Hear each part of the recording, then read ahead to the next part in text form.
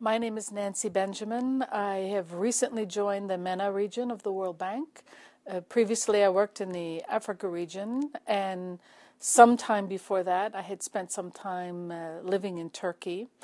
And while I speak French, I had sought to get a little more familiarity with Arabic. I found when I was working on Senegal that it was useful to know some of the local language that they spoke besides French.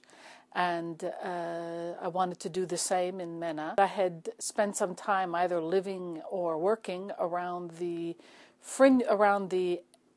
edges of the Arabic world, both in Turkey and in West Africa.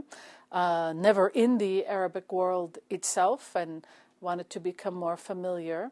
And when I had been in Turkey, I toured a number of the famous places where a lot of tourists like to go, famous palaces and mosques.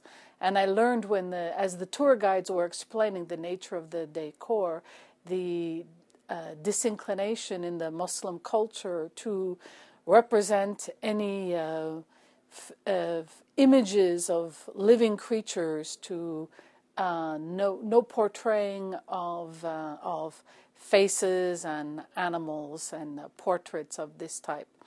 And I remember, and that explained the nature of the designs in the palaces and the mosques. And I remembered this when I was assigned to work on Senegal. It's also 90% a Muslim country.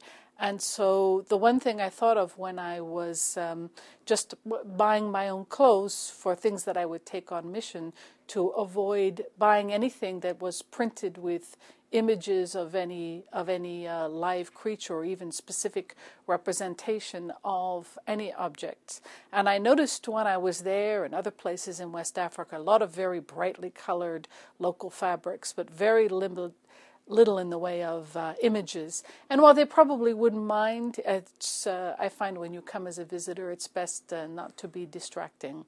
So that was a lesson from one part of the world about how to fit in another part of the world.